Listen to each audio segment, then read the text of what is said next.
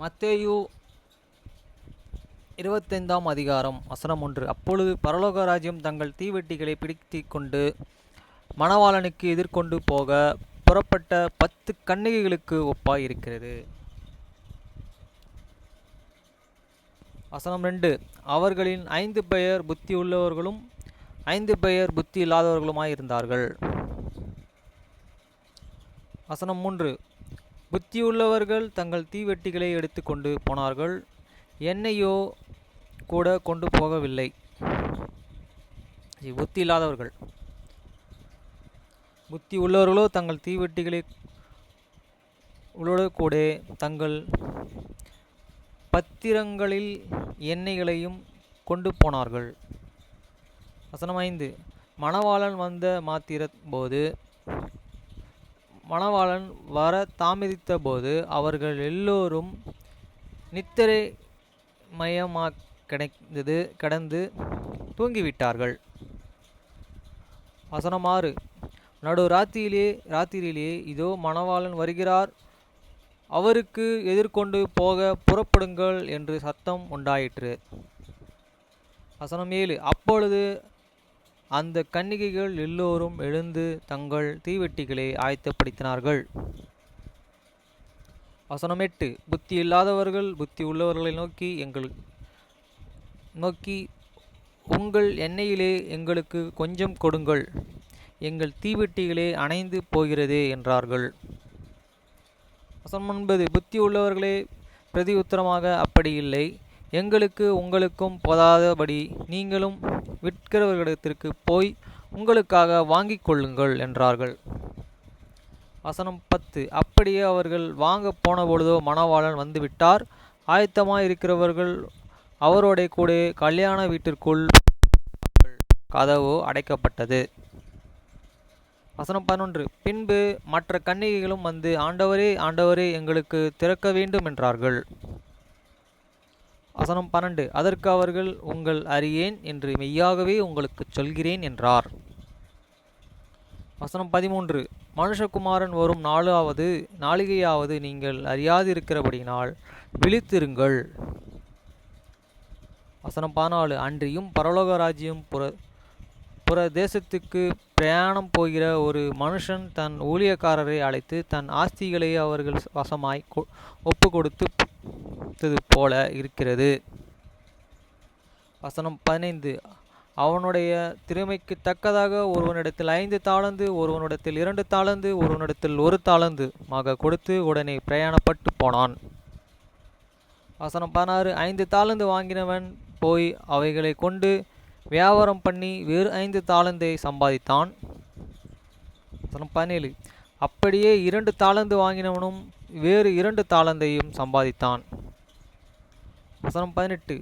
1 தாலந்து வாங்கினவனோ போய் நிலத்தை தோண்டி தன் எஜமானுடைய பணத்தை புதைத்து வைத்தான்.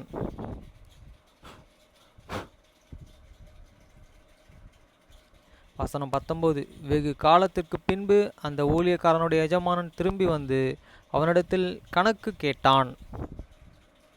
வசனம் 20. அப்பொழுது 5 தாலந்து வாங்கினவனோ வேறு 5 தாலந்தையை கொண்டு வந்து, அவன் ஆண்டவனே, 5 தாலந்தை என்னிடத்தில் ஒப்புவித்தீர், அவைகளோடு கூட இதோ வேறு 5 தாலந்து சம்பாதித்தேன் என்றான். வசனம் 21. அவனுடைய எஜமானன் அவனை நோக்கி, நல்ல உத்தமனும் உண்மையும் உள்ள ஊழியக்காரனே, கொஞ்சத்தில் உண்மையாய் இருந்தாய், அநேகத்தின் மேலே உன்னை அதிகாரியாக வைப்பேன், உன் எஜமானனுடைய சந்தோஷத்திற்குள் பிரவேசி என்றான். வசனம் 22. 2 தாலந்து வாங்கினவன் வந்து, ஆண்டவனே, 2 தாலந்து என்னிடத்தில் ஒப்புவித்தீரே, அவைகளை கொண்டு இதோ வேறு 2 தாலந்தையும் சம்பாதித்தேன் என்றான்.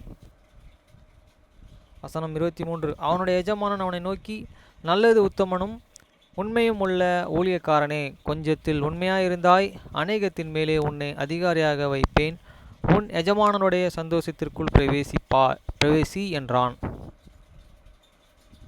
வசனம் 24. 1 தாலந்து வாங்கினவனோ வந்து, ஆண்டவனே, நீர் விதைக்காத இடத்திலே அறுக்கிறவரும் தெளிக்காத இடத்திலே சேர்க்கிறவரும் கடினமுள்ள மனுஷன் என்று அறிவேன். ஆகையால் வசனம் 25. ஆகையால் நான் பயந்து போய் உமது தாளந்துகளை நிலத்திலே புதைத்து வைத்தேன். இதோ உம்முடையதை வாங்கி கொள்ளும் என்றான். வசனம் 26. அவனுடைய எஜமானன் பிரதியுத்தரமாக, பொல்லாதவனும் சோம்பலுமான ஊழியக்காரனே, நான் விதைக்கத்தக்கத இடத்தில் அறுக்கிறவன் என்றும் தெளிக்காத இடத்தில் சேர்க்கிறவன் என்றும் அறிந்திருக்கிறாயே. வசனம் 27. அப்படியானால் நீ என் பணத்தை காசுக்காரர்கள் வசத்திலே போட்டு வைக்க வேண்டியதாயிருந்தது. அப்பொழுது நான் வந்து என்னுடையதை வட்டியோடனே வாங்கி கொள்ளுவேனே என்று சொல்லி. வசனம் 28. அவனிடத்தில் இருக்கிற தாளந்துகளை எடுத்து 10 தாளந்து உள்ளவனுக்கு கொடுங்கள். வசனம் உள்ளவனோ அவனுக்கு கொடுக்கப்படும், பூரணம் அடைவான். இல்லாதவனிடத்திலிருந்து உள்ளதும் எடுத்துக்கொள்ளப்படும். வசனம் 30. பிரயோஜனமற்ற ஊழியக்காரனாகிய இவனை புறம்பான இருளிலே தள்ள போடுங்கள், அங்கே அழுகையும் பற்கடிப்பும் உண்டாயிருக்கும் என்றார். வசனம் 31. அன்றியும் மனுஷகுமாரன் தமது மகிமை பொருந்தினவராய் சகல பரிசுத்த தூதர்களுடனே வரும்போது தமது மகிமை உள்ள சிங்காசனத்தின் மேலே வீற்றிருப்பார். வசனம் 32. அப்பொழுது சகல ஜனங்களும் அவருக்கு முன்பாக சேர்க்கப்படுவார்கள். மேய்ப்பனானவன் செம்மறி ஆடுகளை வெள்ளை ஆடுகளையும் வெவ்வேறாக பிரிக்கிறது போல அவர்களை அவர் பிரித்து. வசனம் 33. செம்பறி ஆடுகளை தமது வலது கரத்திலும் வெள்ளை ஆடுகளை தமது இடது கரத்திலும் நிறுத்துவார். வசனம் 34. அப்பொழுது ராஜா தமது வலது பக்கத்தில் நிற்பவர்களை பார்த்து, வாருங்கள் என் பிதாவினால் ஆசீர்வதிக்கப்பட்டவர்களே, உலகம் உண்டானது முதல் உங்களுக்காக ஆயத்தம் பண்ணப்பட்டு இருக்கிற ராஜ்யத்தை சுதந்தரித்து கொள்ளுங்கள். வசனம் 35. பசியாயிருந்தேன், எனக்கு போஜனம் கொடுத்தீர்கள். தாகமாயிருந்தேன், என் தாகத்தை தீர்த்தீர்கள். அந்நியனாயிருந்தேன், என்னை சேர்த்து கொண்டீர்கள். வசனம் 36. வஸ்திரமில்லாதவனாயிருந்தேன், எனக்கு வஸ்திரம் கொடுத்தீர்கள். வியாதியாயிருந்தேன், என்னை விசாரிக்க வந்தீர்கள். காவலில் இருந்தேன், என்னை பார்க்க வந்தீர்கள் என்பார். 37. அப்பொழுது நீதிமான்கள் அவருக்கு பிரதியுத்தரமாக, ஆண்டவரே, நாங்கள் எப்பொழுது உம்மை பசியுள்ளவராக கண்டபோது உமக்கு போஜனம் கொடுத்தோம்? எப்பொழுது உமக்கு தாகமுள்ளவராக கண்டு உம்முடைய தாகத்தை தீர்த்தோம்? வசனம் 38. இப்பொழுது உம்மை அந்நியராக கண்டு உம்மை சேர்த்து கொண்டோம். எப்பொழுது உம்மை வஸ்திரம் இல்லாதவனாய் கண்டு உமக்கு வஸ்திரம் கொடுத்தோம்? வசனம் 39. அப்பொழுது உம்முடைய வியாதி உள்ளவனாகவும் காவலில் இருக்கிறவர்களாகவும் கண்டு உம்மிடத்தில் வந்தோம் என்பார்கள். வசனம் 40. அதற்கு ராஜா பிரதியுத்தரமாக, மிகவும் சிறியவனாகிய என் சகோதரனே, இவர்களில் ஒருவனுக்கு நீங்கள் எதை செய்கிறீர்களோ அதை எனக்கே செய்தீர்கள் என்று மெய்யாகவே உங்களுக்கு சொல்கிறேன் என்பார். வசனம் 41. அப்பொழுது இடது பக்கத்தில் நிற்பவர்களை பார்த்து, அவர் சபிக்கப்பட்டவர்களோ எனப்பட்டு பிசாசுகளுக்காகவும் அவன் தூதர்களுக்காகவும் ஆயத்தம் பண்ணப்பட்டு இருக்கிற நித்திய ஆக்கினைக்குள் போங்கள். வசனம் 42. பசியாயிருந்தேன், நீங்கள் எனக்கு போஜனம் கொடுக்கவில்லை. தாகமாயிருந்தேன், நீங்கள் என் தாகத்தை தீர்க்கவில்லை. வசனம் 43. அந்நியனாயிருந்தேன், நீங்கள் என்னை சேர்த்து கொள்ளவில்லை. வஸ்திரமில்லாதவனாயிருந்தேன், நீங்கள் எனக்கு வஸ்திரம் கொடுக்கவில்லை. வியாதி உள்ளவனாயிருந்தேன், காவலில் அடைக்கப்பட்டவனாயும் இருந்தேன், நீங்கள் என்னை விசாரிக்கவில்லை என்பார்.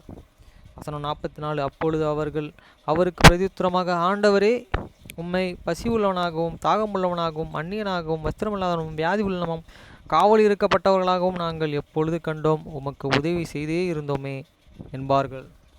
வசனம் 45. அப்பொழுது அவர்களுக்கு பிரதியுத்தரமாக, மிகவும் சிறியவர்கள் அவர்கள் ஒருவனுக்கு நீங்கள் எதை செய்கிறீர்களோ அதையே எனக்கே செய்தீர்கள் என்று மெய்யாகவே உங்களுக்கு சொல்கிறேன் என்பார். வசனம் 46.